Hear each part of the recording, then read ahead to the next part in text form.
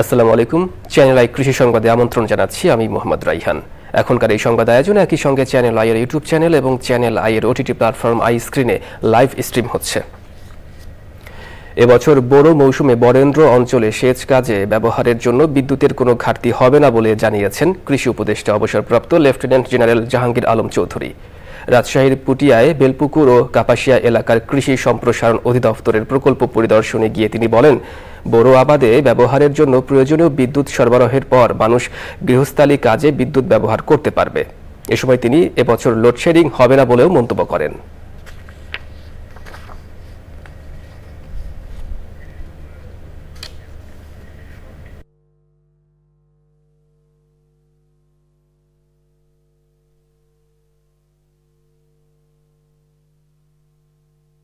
বিদ্যুৎ আগে এগ্রিকালচারের জন্য মানে সেচের জন্য দেওয়া হবে, তারপরে আপনারা বিদ্যুৎ পান কিনা পরে দেখা হবে। বাট আমাদের দেশে এবার লোডশেডিং হবে না, আলাই দিলে বিদ্যুৎ আপনারা পাবেন। কৃষক পর্যায়ে আলাই দিলে কোনো রকম অসুবিধা হবে না। আমের রাজধানী খ্যাত চাঁপাইনবাবগঞ্জের গাছে গাছে এবছর প্রচুর মুকুল এসেছে। আবহাওয়া অনুকূলে থাকলে এবং রোগ বালাইয়ের আক্রমণ না হলে ভালো ফলন হওয়ার আশা করছে আম গবেষণা কেন্দ্র, কৃষি বিভাগ ও স্থানীয় আম চাষিরা। বর্তমানে আমের মুকুলের পরিচর্যায় ব্যস্ত সময় পার করছেন জেলার আম চাষী ও ব্যবসায়ীরা। চাঁপাইনবাবগঞ্জ প্রতিনিধি আশরাফুল ইসলাম রঞ্জুর তথ্য ভিডিও চিত্রে সাদি মাহমুদের রিপোর্ট। চাঁপাইনবাবগঞ্জ জেলার ৩৭,৫০৪ হেক্টর জমির বাগানে আমের চাষ হচ্ছে। জেলার ৫টি উপজেলা সদর শিবগঞ্জ, গোমস্তাপুর, নাচল ও ভোলাহাট উপজেলায় ৮১,৫২,০০০ গাছে মুকুল এসেছে। আবহাওয়া অনুকূলে থাকলে ফলন বেশি হতে পারে বলে মত সংশ্লিষ্টদের।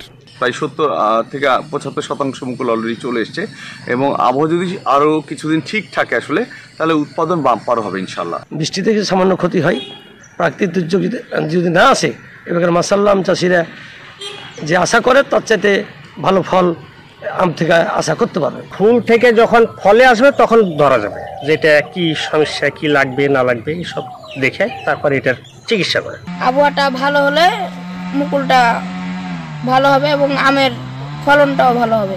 চাঁপাইনবাবগঞ্জ জেলায় বর্তমানে আমের মুকুল হয়েছে ৮৫ থেকে ৯০ ভাগ গাছে। এই মুকুলের সবথেকে বেশি যে ক্ষতি করে সেটা হলো হপার পোকা। হপার পোকার জন্য আমরা ৩টা স্প্রে করার কথা বলি। একটি হলো মুকুল বের হওয়ার আগ মুহূর্তে একটা স্প্রে হবে, আর মুকুল বের হয়ে যখন ৬ থেকে ৮ ইঞ্চি লম্বা হবে সেই সময় একটা স্প্রে করা হবে। এই স্প্রেটি কৃষক এখন চলতেছে। জেলায় আম উৎপাদনের লক্ষ্যমাত্রা প্রায় ২,৯০,০০০ মেট্রিক টন। যারা বড় বাগানি রয়েছে বা উদ্যোক্তা রয়েছে তাদের সাথে আমাদের যোগাযোগ আছে। আমরা বলেছি যে কোনো জায়গায় সেচের সমস্যা হওয়া মাত্র তৎক্ষণাৎ আমাদেরকে জানানোর জন্য আমরা ব্যবস্থা নেব এবং সেচের অভাবে যেন আমের উৎপাদন ব্যাহত না সেটা আমরা দেখছি। চাঁপাইনবাবগঞ্জের ৫ উপজেলায় আমবাগানে পর্যাপ্ত মুকুল আসায় ভালো ফলন ও লাভের আশা করছেন আম চাষিরা। সাদি মাহমুদ, চ্যানেল আই। গাইবান্ধার সাদুল্লাপুরের ধাপের হাটের ছোট ছত্রাগাছা ও ছাইগাড়ি গোবিন্দপুর এলাকা থেকে বিএমডি এর আওতাধীন ২টি সেচ পাম্পের ৫টি ট্রান্সফরমার চুরির ঘটনা ঘটেছে। এতে বড় মৌসুমের শুরুতে সেচ পাম্প চালু না হওয়ায় দুশ্চিন্তায় পড়েছেন চাষিরা। এ ঘটনায় থানায় সাধারণ ডায়েরির পাশাপাশি কর্তৃপক্ষকে অবগত করেও পাম্প চালুর কোনো উদ্যোগ নেওয়া হয়নি অভিযোগ পাম্প পরিচালনাকারীদের। গাইবান্ধা থেকে ফারুক হোসেনের তথ্য চিত্র নিয়ে আল মুকসিদের রিপোর্ট। বিএমডি এর আওতাধীন পরিচালিত সেচ পাম্প দিয়ে ছাইগাড়ি, গোবিন্দপুর ও ইসলামপুরের প্রায় ১২০০ বিঘা জমির ইরি বোরো ও রবি ফসল আবাদ হয়ে থাকে। সম্প্রতি ওই ইউনিয়নের ৫টি বৈদ্যুতিক ট্রান্সফরমার চুরি হয়ে যাওয়ায় বন্ধ হয়ে গেছে সেচ পাম্পগুলো। মিনিমাম ৪ থেকে ৫০০ গ্রাহক আমাদের এখন আবাদ থেকে বঞ্চিত। আমরা তো কৃষি করা হাই উৎসের মধ্যে পড়ে গেছি।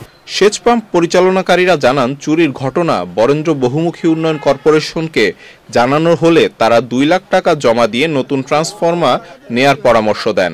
আমার বিএমডি অফিসে জিডি কপি পৌঁছায় দেই, দেওয়ার পর বিভিন্ন আমি বলি ট্রান্সফরমার আমাকে দেন। হ্যাঁ, বিভিন্ন অজুহাত দিয়ে তারা আমাকে ট্রান্সফরমার দেয় না। ট্রান্সফরমার যদি দ্রুত না পাই তাহলে প্রায় ১২০০ বিঘা জমি অনিশ্চয়তার মধ্যে পড়বে, আবাদ আমরা করতে পারবো না। এ বিষয়ে জানতে সাদুল্লাপুর বিএমডি এর অফিসে গেলে কোনো কর্মকর্তাকে পাওয়া যায়নি।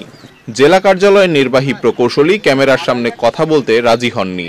তবে দ্রুত সেচ পাম্প চালুর প্রয়োজনীয় ব্যবস্থা নেওয়া হবে বলে জানিয়েছেন সাদুল্লাপুর উপজেলার কৃষি কর্মকর্তা। যত দ্রুত কৃষকের সেচটা দেওয়া সম্ভব অর্থাৎ আমরা যদি ট্রান্সফরমারটা ইনস্টল করতে পারি তাহলেই কিন্তু সম্ভব। এখন সেক্ষেত্রে ট্রান্সফরমার ইনস্টল করার ক্ষেত্রে পল্লী বিদ্যুতের কি ভূমিকা এবং বিএমডি এর ভূমিকা সেটা নিয়ে আমরা আলোচনা করব। সকল জটিলতা কাটিয়ে ইরিবোরো ফসল চাষের স্বার্থে কর্তৃপক্ষ অতি দ্রুত সময়ের মধ্যে সেচ পাম্প দুটি চালুর ব্যবস্থা নিবে এমন দাবি কৃষক ও এলাকাবাসীর। আল মুকসিদ, চ্যানেল আই।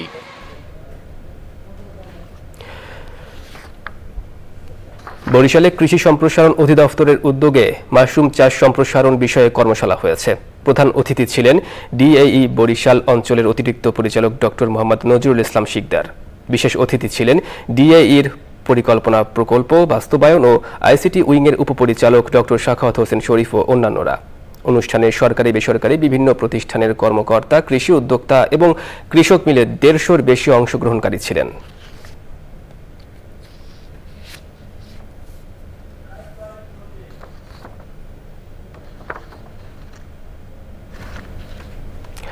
চ্যানেল আই কৃষি সংবাদের আজকের আয়োজনে পর্যন্ত। এই পরবর্তী সংবাদ আয়োজনে আমন্ত্রণ জানিয়ে শেষ করছি। ধন্যবাদ সবাইকে।